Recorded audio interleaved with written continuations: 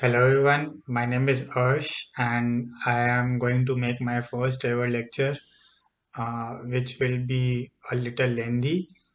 And the topic of my first lecture will be Universal Basic Income. And I thank you all for beginning to listen to me, and I hope we will stay together till the end. So, without wasting any time, I will start with a background of why I am talking about universal basic income in my first lecture.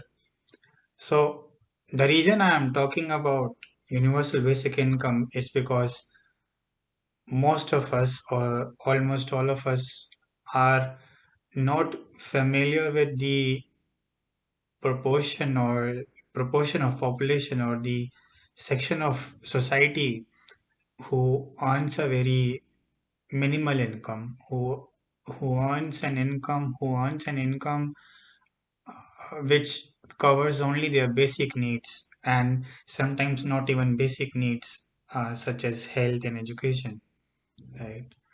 And whenever catastrophe hits us, be it socially, politically, or economically, like it was in the year 2019 when coronavirus pandemic arrived and subsequent lockdowns happened, the impact on individual and family income was tremendous, right? And it was horrible.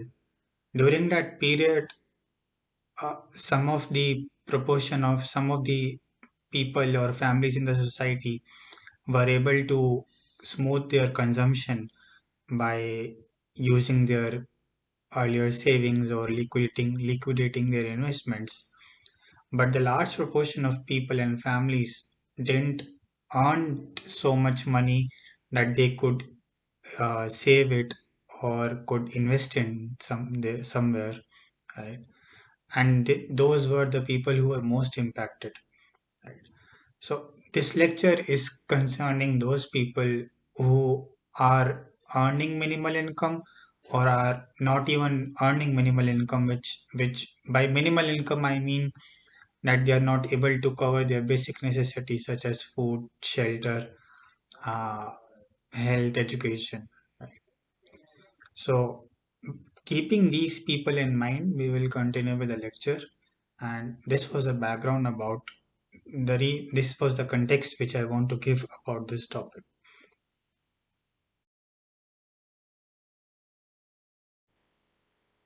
Now let's come upon to the organization of this lecture.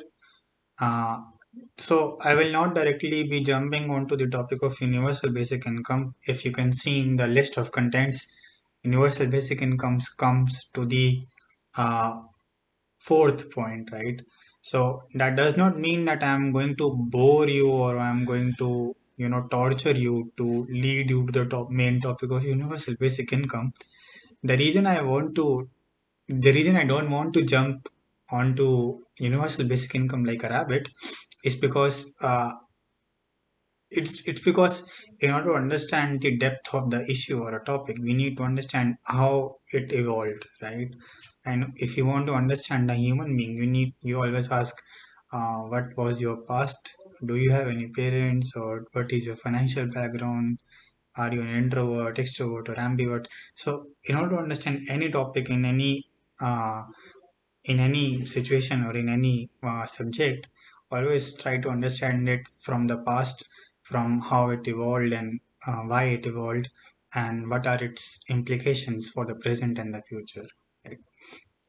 And one more thing before starting with the actual lecture, when I say that the universe topic of universal basic income is centered around those who are earning minimal income or less than minimal income, that does not mean that if you're earning more than minimal income or much more than minimal income like we do, uh, this topic is not of your concern. This is not the case, right? Because we are students right now and we are going to become policy makers possibly in future, be it in corporate world or a public sector organization world. And as policymakers, the future issues lies around the topic of inequality, be it income inequality or wealth inequality or gender inequality, right? And the topic and the issue of universal basic income is uh, around the issue of income inequality and possibly wealth inequality. Okay, so this is the content of the course, as you can see on the left hand side of the screen, and I will not go into the depth of it because it's very clear, I guess, right? So we will jump on to the first topic of the lecture, which is free lunch myth. Thank you. So let's begin with the first topic of our lecture. And before beginning with the first topic, I would like to give you a disclaimer that the picture which is in the background has nothing to do with the topic which we will be talking in the next few minutes. The reason I put this picture because since I'm a foodie, this was the first thing which came into my mind when I heard about free lunch myth. So it's a test for you actually, and for me as well, to not to get distracted by this picture, a plate full of food. But you need to focus upon what I am going to say for the next few minutes and not upon the picture in the background. Okay. So as you can see from the screen that freelance myth is a topic which was put forward by Milton Friedman. He was a very famous economist and contributed to the topic of positive economics. So freelance myth is a misconception, as the name suggests, it's a myth.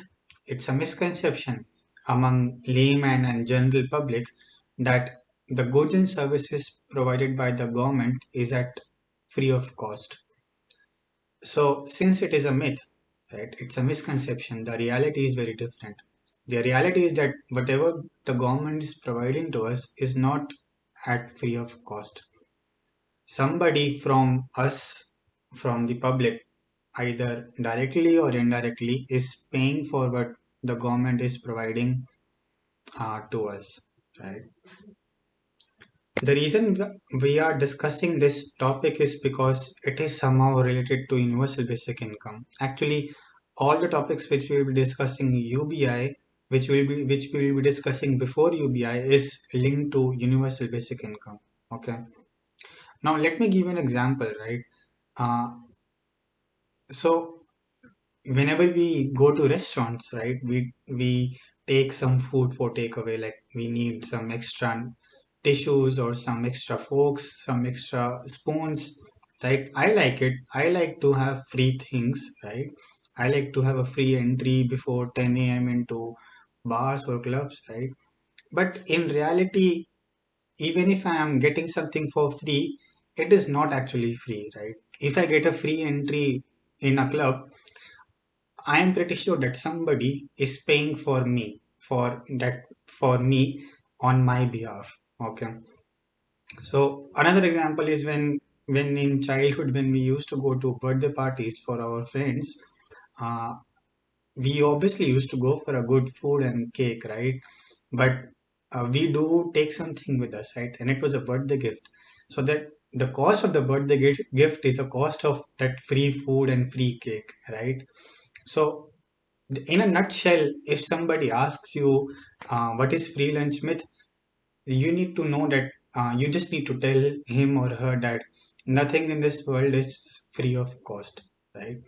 So this is a reality, and the myth which we have is that there are some things free of cost, okay? Especially the ones provided by the government, right? Because when the government provides you parks, public roads, or any infrastructure, sometimes you don't have to pay for it, and you think that it's free of cost, right? But in reality, somebody is paying for that free consumption which you are doing, okay? So this is what free lunch myth is in a nutshell, okay? So in future, if any politician comes to you and tells you that, oh, we are providing free vaccines, oh, we are providing free foods, oh, we are providing free shelter to poor people, just tell them that it's not free, sir or ma'am. I think someone is paying for it. Someone is bearing a cost for it. Okay. And since I told you it is related to universal basic income, and we will see in future how it is related to universal basic income. But in order to tell you in short, in brief, universal basic income is a transfer payment from government's account to a private individual's account. Okay.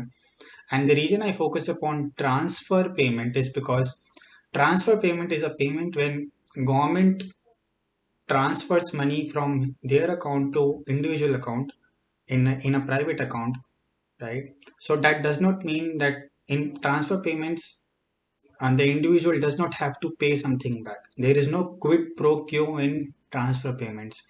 But opposite to transfer payments, there is a tied payment. There is a non-transfer payment. For example, I give you something, I give you 1,000 rupees, and in return, you need to do something for me. So, for example, the government pays 1,000 rupees to you, and they ask you that if I am paying you 1,000 rupees or 1,000 crowns, but you need to go to school. Okay, this is not a transfer payment. Next situation. The government comes to you and they say, I am giving you 1,000 rupees or 1,000 crowns.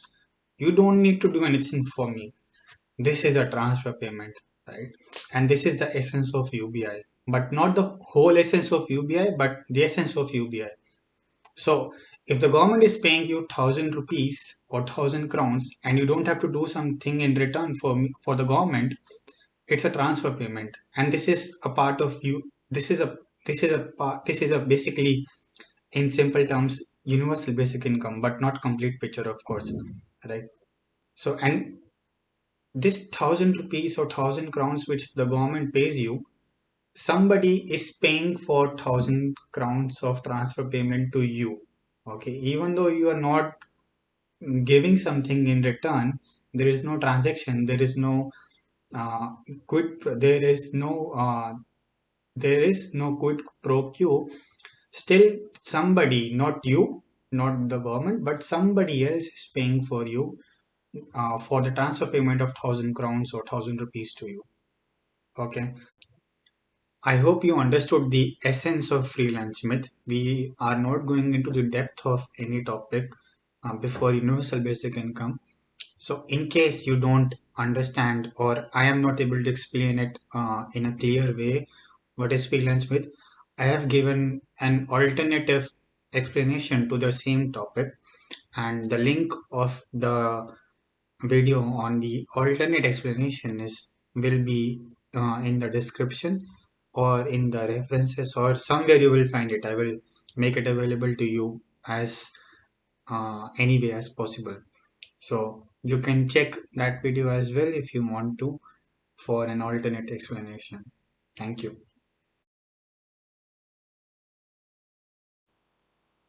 So let's begin with our next topic, and this topic is negative income taxation.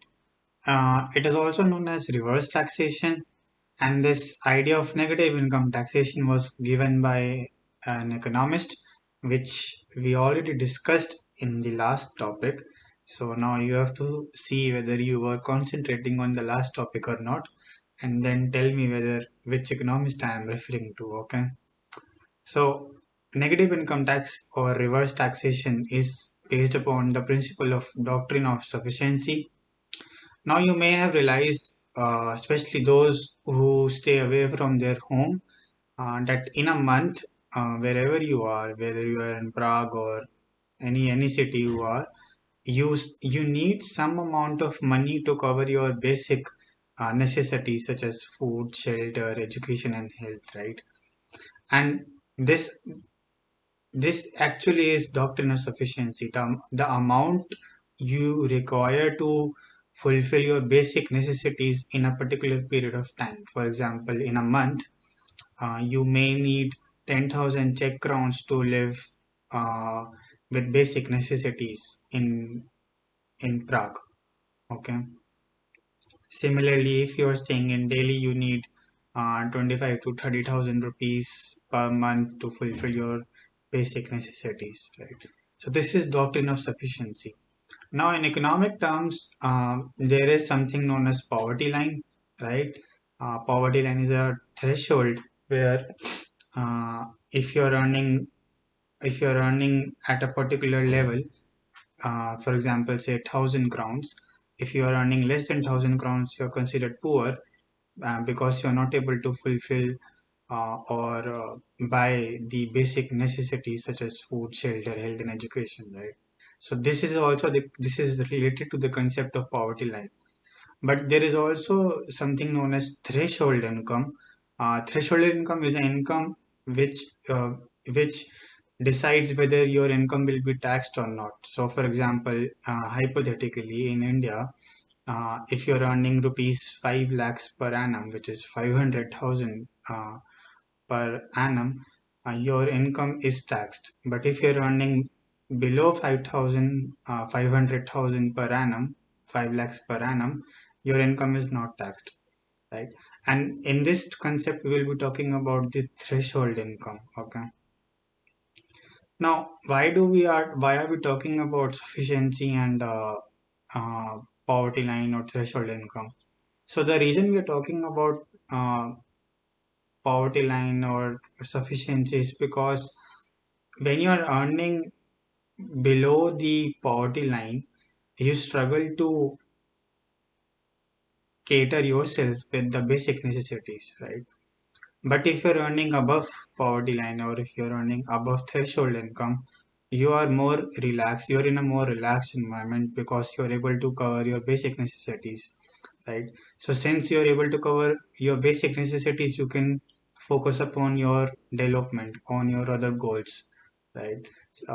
It could be traveling or it could be some other things which you want to venture in, right? So earning above threshold income is or earning above poverty line is very essential for the development of a human being and economy as a whole. Okay.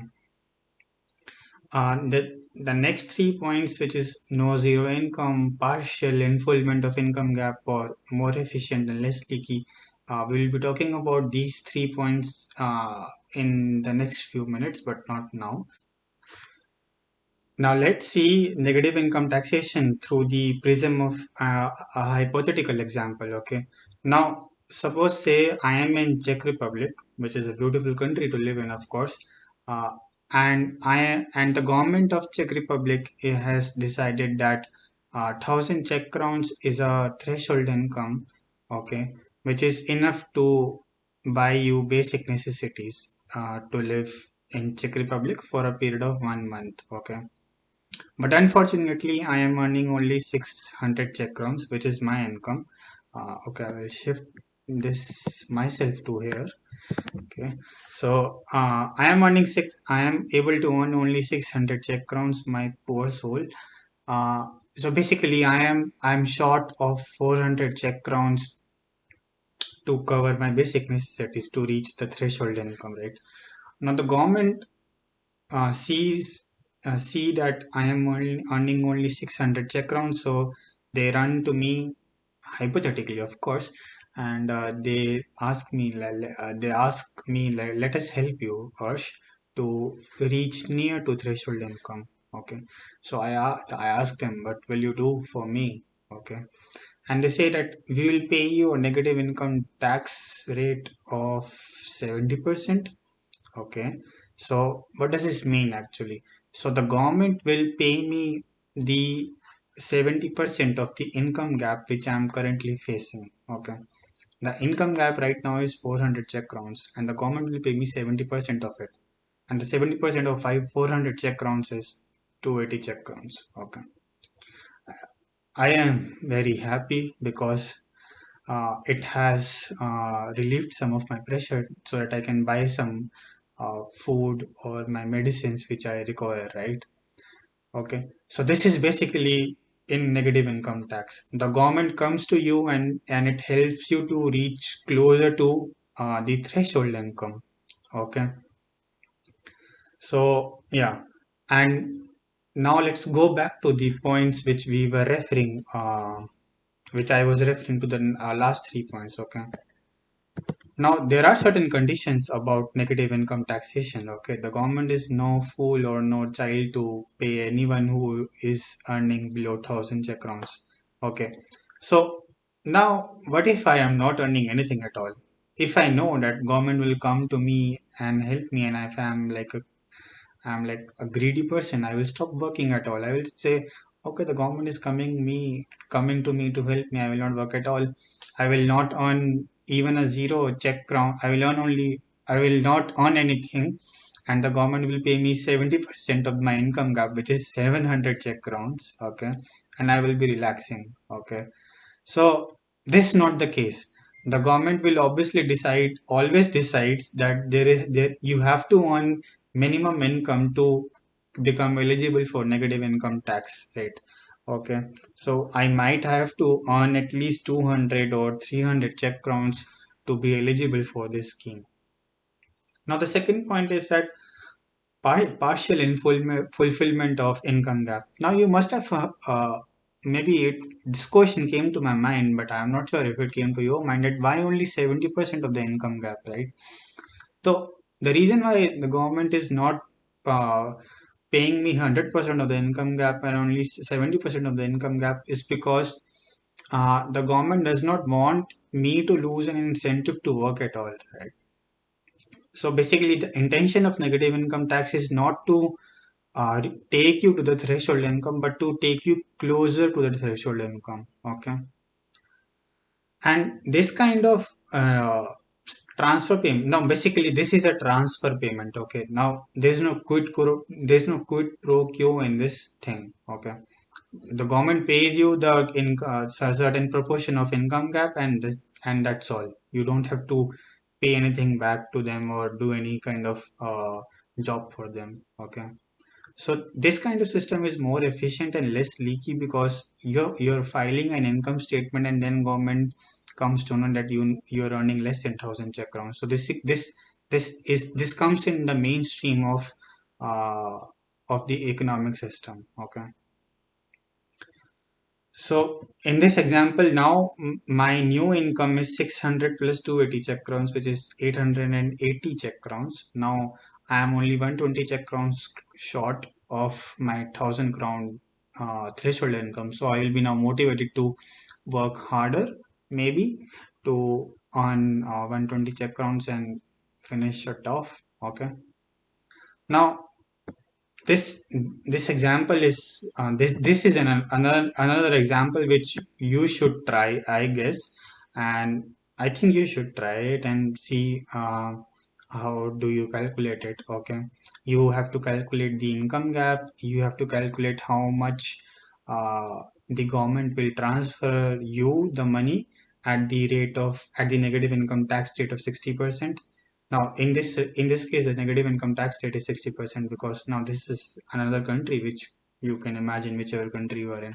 Okay, so you have to calculate income gap and how much negative income tax or how much transfer payment you are going to get from the government and how closer you get to the threshold income. Okay, so let's see how you do it, and that's all for this topic. Okay.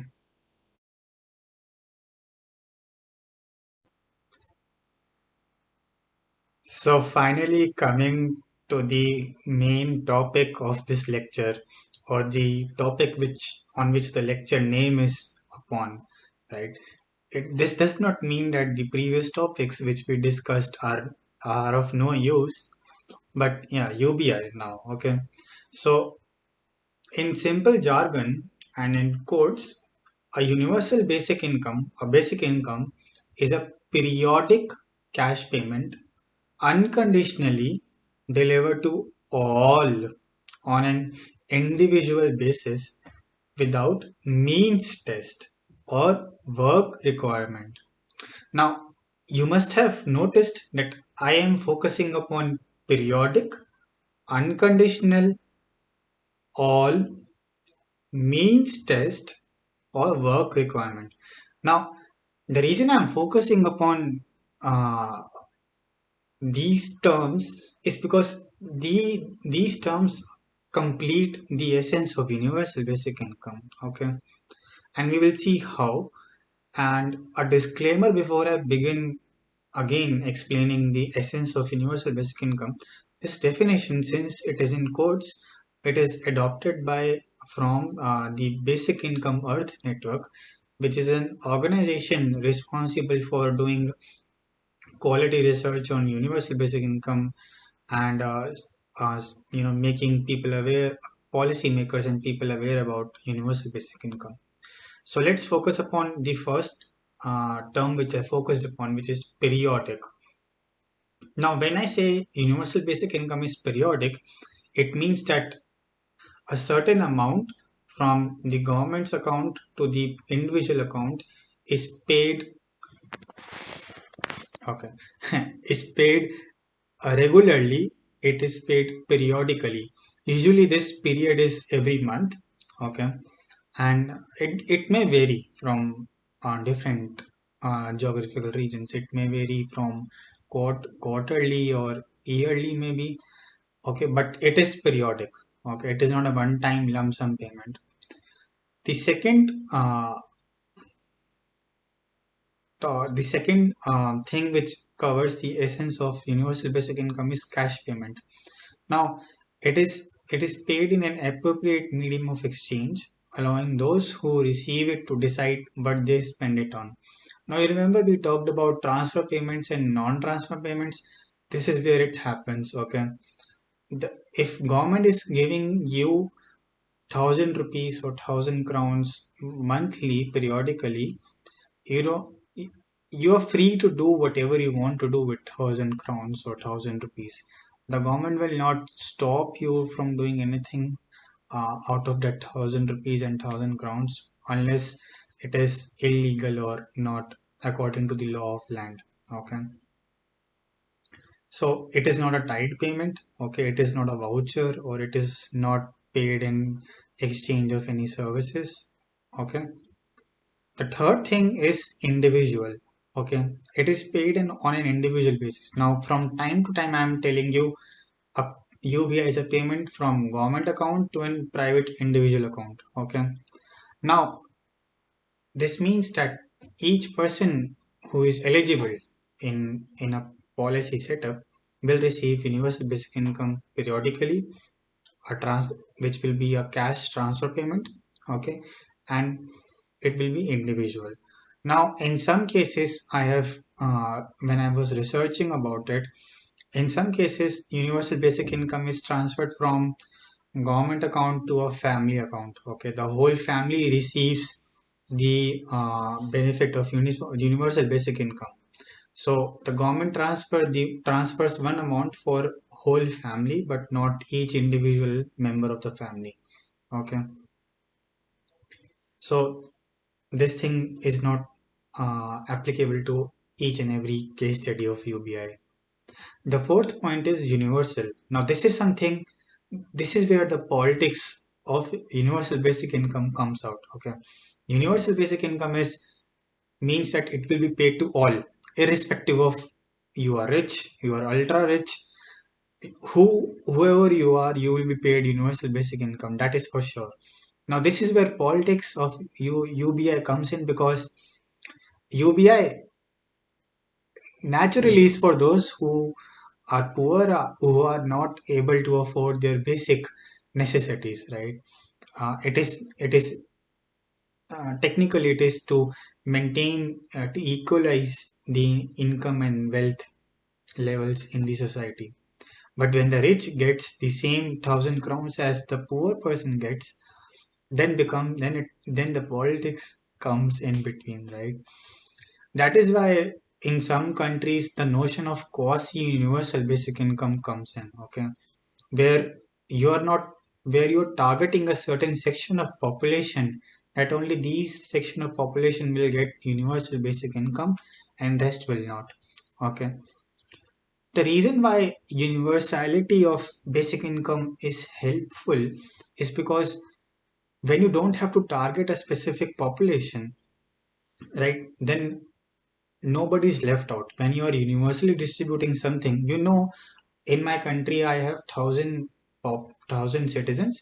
I have to give all 1,000 citizens who are eligible 1,000 eligible citizens, uh, and I have to give them, and I have to give universal basic income. I have to transfer the universal basic income to all 1,000 eligible citizens, right? So nobody will be missing out. But now, if I decide out of those 1,000 eligible citizens, I will pay only to those people who earn less than 500 crowns. Okay. Now, this becomes difficult for the government, for the implementation authorities to figure out now who is earning less than 5,000 crowns. Okay, this is where the targeted basic income or the quasi universal basic income lacks, and this is where the existing public welfare scheme fails, because when you're targeting to a certain section of population, it becomes difficult to cover everyone in the target section of population. Okay.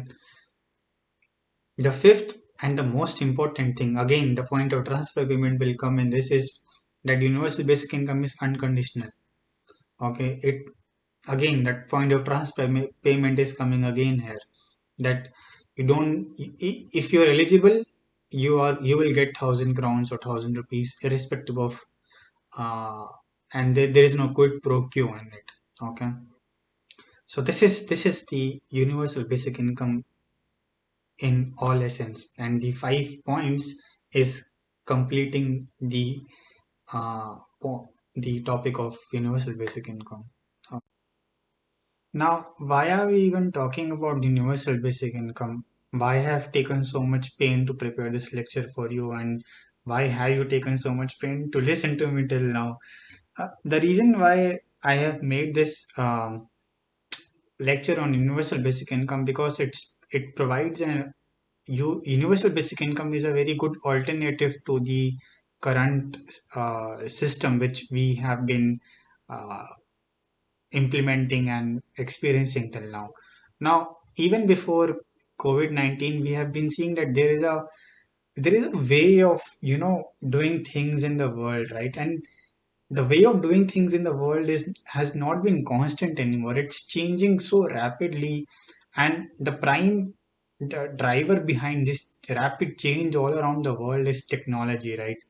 Jobs which were especially low skilled and semi skilled jobs which were very obvious to retain in the past are no more present in the future because of the technological change, right? Now you see the SpaceX is building reusable rockets, right? There has been massive transformation on the manufacturing of vehicles. In now the transmission is into electric vehicles. The automation of manufacturing sector is itself transforming in a very shocking manner. Now less and less people are required in manufacturing factories, right? Instead, machines are doing all the work. The kind of uh, efficiency and effectiveness brought by these technological changes is is being used, even though at losses of jobs and incomes, right? And this comes to a very scary situation, and we will come to a very scary situation in future. Even though we will be efficient economically, but we will not be stable socially, because uh, with the advent of technological change, only those people will have wealth who will be owners of that technology, who will either maintain either maintain those, contribute in maintaining those automated machines, or developing those automation technologies, or only those people who will be working around these technologies or automation technologies will be earning income and will be owning wealth. So what about those who are not in who are only skilled, who are only semi skilled or low skilled, right? Which will constitute the major proportion of population around the world. So this is what scares me right now for the future. Okay, economically, of course, we will be very successful, but there is no point of being economically successful when we are not socially stable at all, right? Because when people will lose our jobs, they will start wondering what we will do. If people lose our jobs, what will be the source of their income, their source of basic necessities, right?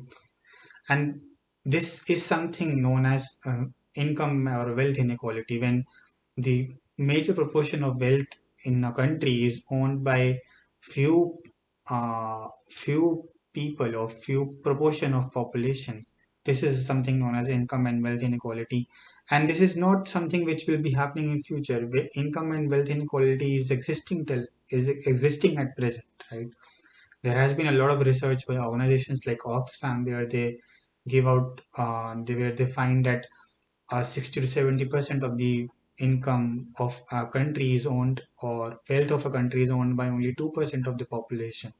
So wealth and income inequality are still existing in the future, but this will become more serious in future when this kind of technological changes will lead to skewed distribution of wealth and resources in the economy.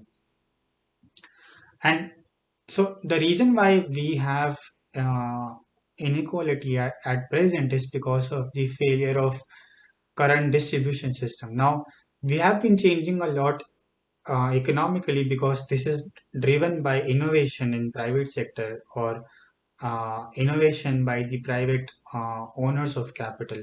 But the redistribution system is at the hand of public sector. It is in the hands of government. So with the change in technology, with the change in how we are working in our economics, uh, this change is not contemplated by the change in how we are redistributing the resources in the economy. But so the government collects taxes from us and they redistribute in form of public welfare schemes. Now the thing which is happening right now is that the public welfare schemes are no longer efficient and effectively implemented. They are quite leaky, they're quite patchy, and it is not creating positive externalities which it should be creating, or at the magnitude at which should be creating. And there what universal basic income comes in. Universal basic income lies on the prospects of taxation, but the redistribution mechanism in universal basic income is less leaky and less patchy. The reason why universal basic income is less leaky and less patchy because it is not a targeted income, it is universal in nature. It can be quasi universal basic income, we are targeting only 70 to 80% of the population, right? But more or less it's a universal basic income uh, which makes it more efficient and effective to implement. Okay. And the second thing is that it balances the trade-off between market freedom and social objectives, which the existing public welfare schemes are not able to do so. Talking about the current taxation system, also, there is a very nice video on YouTube which talks about uh, in the taxation structure of United States of America. And if you see the direct taxation of USA, you will see the direct taxation is proportional in nature. I mean, the income taxation is progressive in nature, not proportional, sorry, progressive in nature. But if you combine all the taxes in the country, indirect and direct taxes, you will see there is a proportional tax structure in the country where the poor people is paying the same amount of taxes as the rich people. So these kind of taxation structure is putting more stress on poor and less stress on not stress, but it is more stress on poor as compared to rich people. Okay, so there is a need to change the taxation structure as well, and there is no doubt about it that we have to change it. But the redistribution mechanisms need also a change, and there is an alternative to it, which is universal basic income.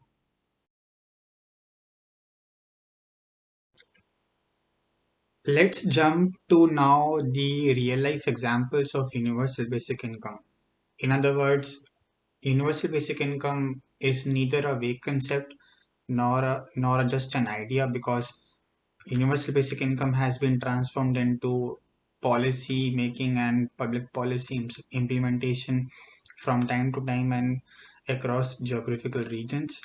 As far as my knowledge is concerned, the first case study of universal basic income is from Alaska, and which is in United States of America, and this has been transformed in this has been transformed into the region of Europe, especially in Nordic countries such as in Norway. And again, universal basic income has not been implemented universally in all regions. Various countries have adopted the idea of universal basic income according to their own feasibility and suitability, according politically, socially, and economically. So we will see how universal basic income has been implemented in different nature, in different styles, and different scale and magnitude in different regions. Okay.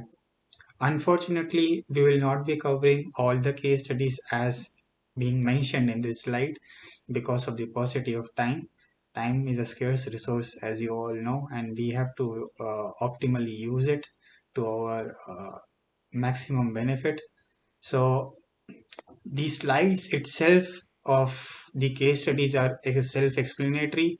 So I will be focusing on the case study of India only because it's not a pan-India implementation. It was a pilot survey done by by multiple organizations, both international and local organizations, which adopted a very unique methodology and also gained attention when few economists a few years back got Nobel Prize by using this methodology. And we will talk about in few seconds about it.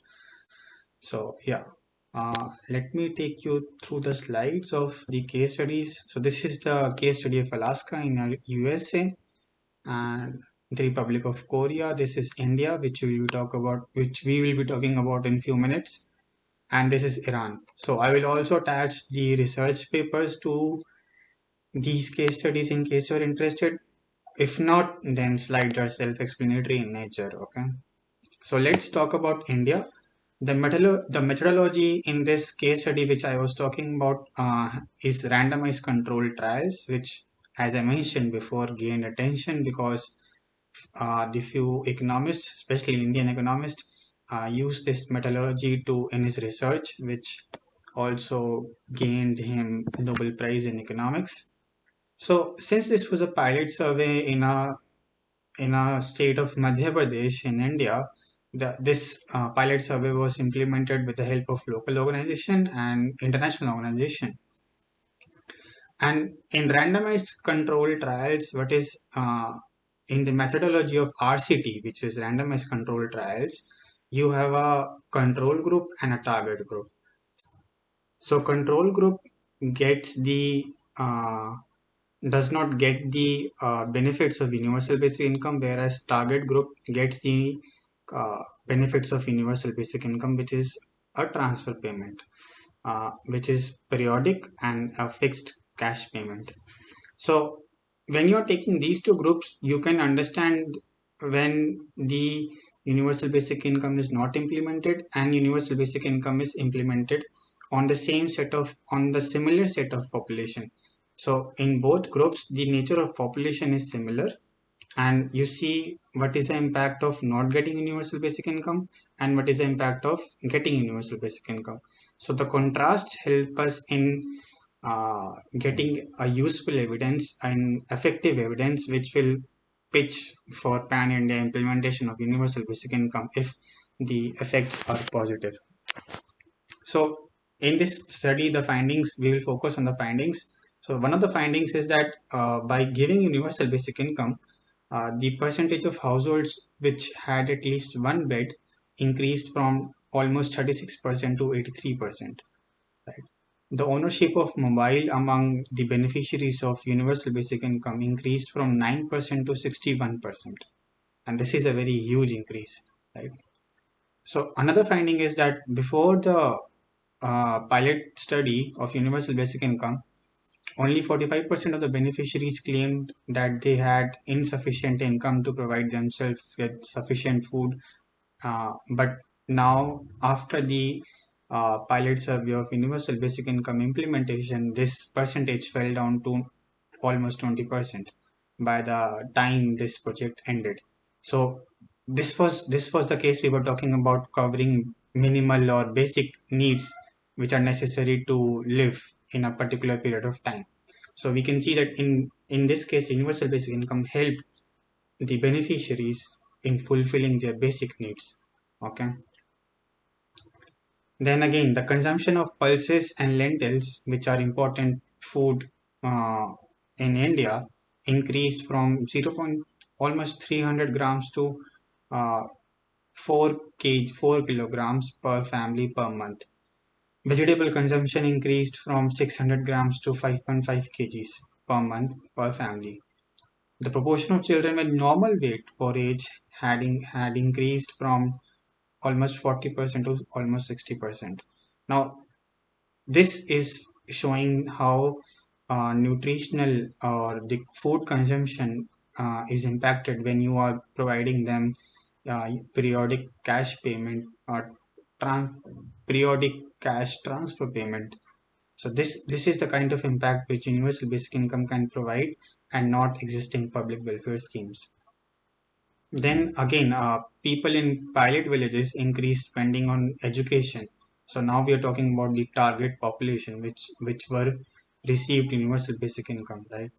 So people in pilot villages increase spending on education more than in control villages. Okay, the control villages are the villages which did not receive universal basic income, and this spending on education was mostly on girls. So again, we can see how universal basic income is impacting gender inequality. It is helping in reducing the gender gap in education. The cash transferred also contributed to preventing teenage girls from dropping out of secondary schools while increasing overall school attendance. Now, we all know in rural areas, girls are usually made to sit home and do home or do housework, assist their mothers in cleaning and cooking. But when universal basic income is in hand, when you get the cash transfer payment, this is the impact it has, because parents are no longer worried about maintaining house. They can maybe they can spend some money on hiring maids instead of asking their daughters to do it, right? One of the worries of universal basic income was that the when you're providing additional income, people might use it for negative goods, right, which provide negative externalities to themselves and to society as well. But this was not the case actually. The findings suggested that the alcohol consumption reduced in target groups in pilot villages as compared to control villages, and this is very interesting thing, which the perception of UBI is nullified in this case, right? The negative impact of UBI is nullified in this case when we read about this finding, right? Then again, universal basic income led to increase in purchase of more livestock to increase production. So apart from education, health, food consumption, reduction in alcohol consumption, people start investing in their businesses, right? To get more independent, to further develop themselves, right? Then this study was also implemented in tribal villages, which and the findings suggested that around 73% of the beneficiaries in tribal villages managed to reduce their debts while none increased. So this is something very interesting actually. Now you're also seeing the economic development going around with universal basic income, and especially in village areas. This pilot survey was implemented in village area, and you can see how people are using a minimal support of periodic cash transfer payment to not only to help themselves in health, education, and food consumption, but also improving their economic life, right? So this is something very interesting, and I don't see any reason why universal basic income should be put in place of existing public welfare schemes. Now, India, after many years of this pilot survey, there has been no pan-India implementation of universal basic income yet, or even quasi-universal basic income. Although economists from time to time in the government and public institutions have put forward this idea of quasi-universal basic income, right? Now, recently, Government of India launched PM Kisan policy, which is aimed at transferring 6,000 rupees per year to farmers, to small scale farmers in India. And this this periodic transfer payment helps in buying farmers the fertilizers and necessary raw materials which are used for farming. And the impact of this policy has not been evidenced yet. It has not been studied yet. But I guess if this kind of policy will be studied, and this is a research gap for you guys to study it, I think this will pitch more stronger voice for the larger implementation of universal basic income. And India at the moment has the kind of infrastructure which is necessary for universal basic income. So that is it for uh, this case study section. Now, after going through universal basic income and the allied concepts such as free lunch myth, negative income taxation, and going through the case studies of universal basic income, which helped us in understanding the positive impact which the cash transfer payment can have on the lives of people and the economic and social might of the country, right? Recently, when the coronavirus pandemic and subsequent lockdowns forced the government of various developed countries to provide cash support to its citizens, and this happened on large scale in USA and in Germany. So we see when catastrophe hits, the ideas like universal basic income can be a panacea to a uh, very deep problem which the society is facing through. And we saw how the current situation and the future generational situation will force us to implement a policy like UBI. So why are the governments or the policymakers not so serious about implementing an idea like universal basic income on large scale?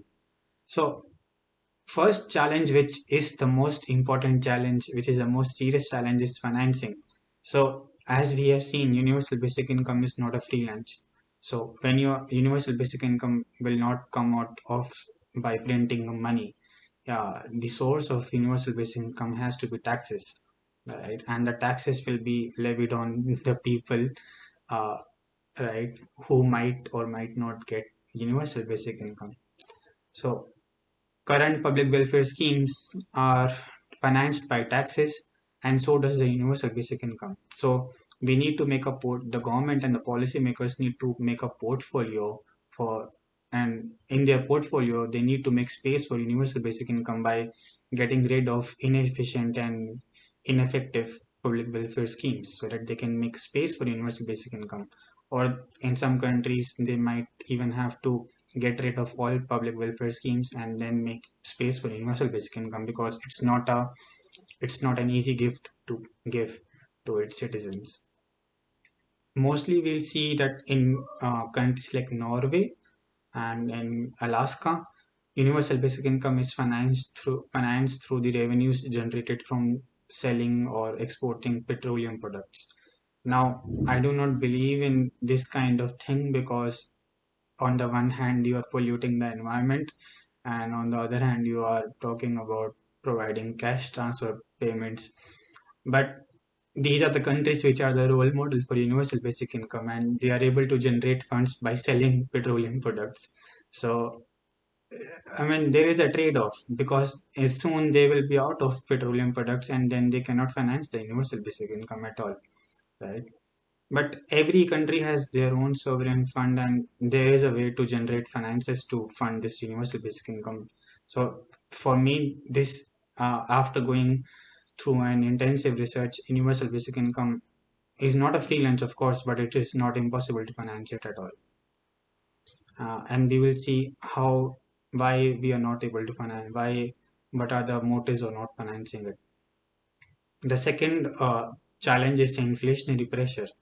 So basic economics is that when you provide income or cash in the hand of people, it will lead to more, it will lead to increase in demand in the economy. Now, increase in demand in the economy means uh, increase in prices in the economy, because prices of goods and services in the economy, because in short term the supply will not change, the supply will remain same and the demand will increase. So this will lead to increase in general prices of goods and services, and thus inflationary pressure. Now, if this inflationary pressure uh, remains in the target bound area, it is okay, because inflation in general is good for the economy. But if this inflation goes out of hand, which it might, because the impact of universal basic income will be huge on in any country, because everyone is getting cash, so everyone will increase their demand, as we saw in the case study of India, when the mobile ownership has was increased from 9% to 61% in a matter of few months. You see the kind of demand which will be happening on pan country basis, right? You saw the demand for food increased, for basic food, lentils and pulses increased so drastically.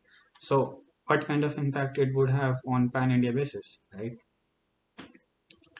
The third challenge is political and bureaucratic issues, which is why universal basic income cannot be financed.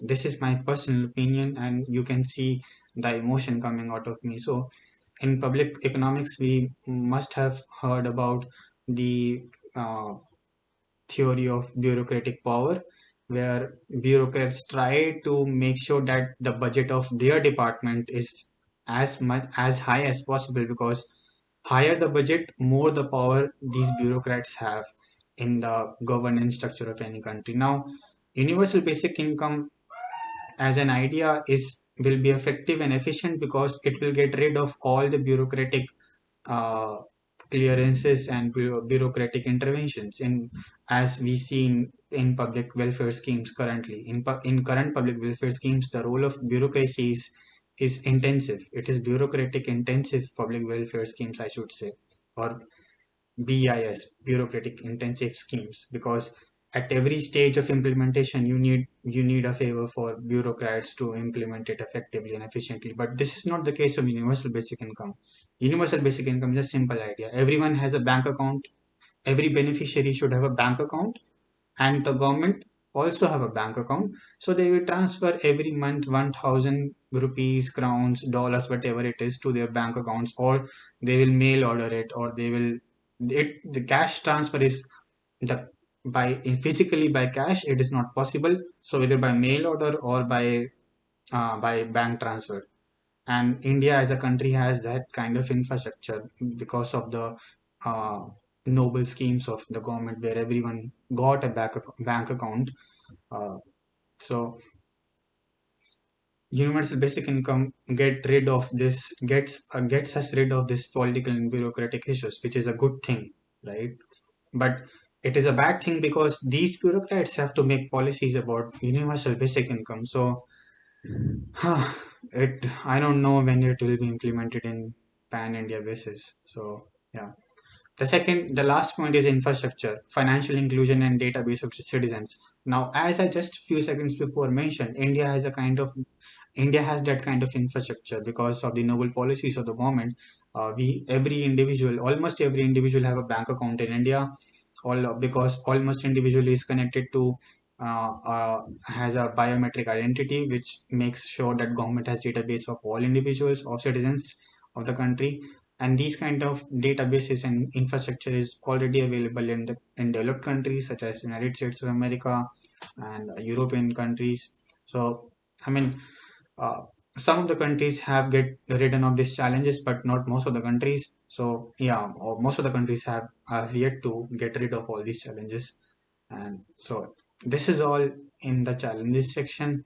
But this does not demotivate me from thinking that universal basic income will not be implemented, and it should not demotivate you. In fact, it should be these challenges should be challenged to you on to introspect on how can we get rid of these challenges in our own countries, right? So do think upon that, and these ideas are research ideas which you should think and introspect that How can I get rid of the problem of infrastructure like financial inclusion and database of citizens in order to implement universal basic income in my own country? Okay, you may be from Singapore, you may be from Turkey, you may be from in Latin American countries. So think about it and research about it.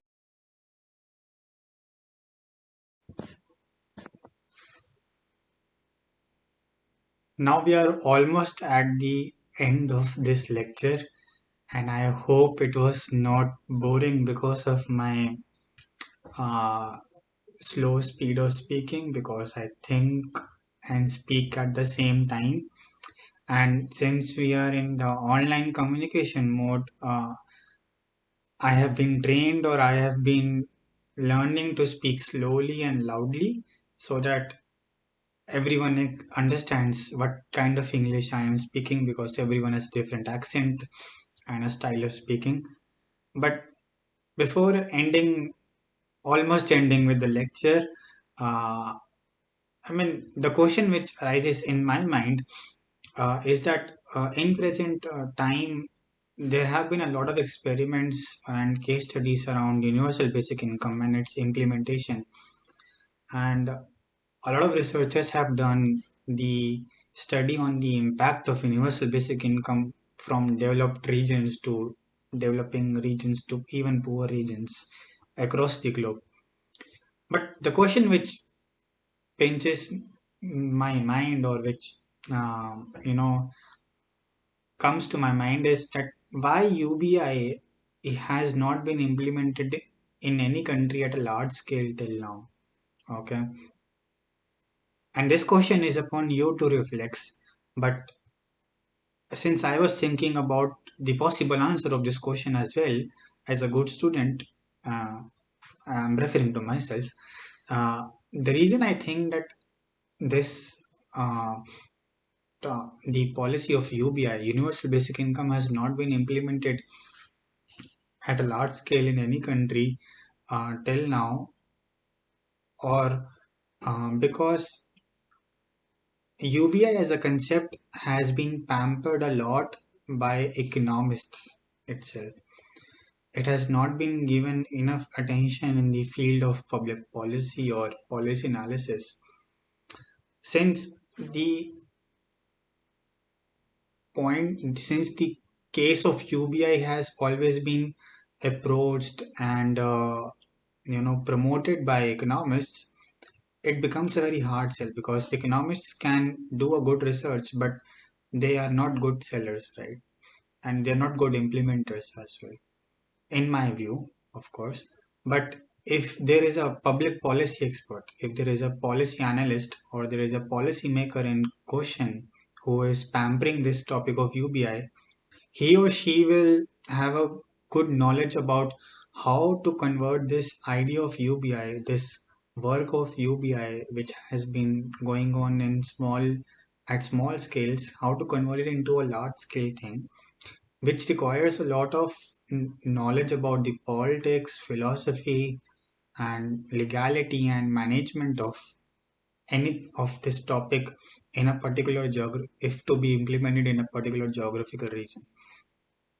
Therefore, my thinking is that it UBI requires more attention by public policy experts who are people or scholars who are working in the field of policy analysis or public policy need to put more focus upon UBI in order to make it successful, in order to make it implementable on large scale in any country.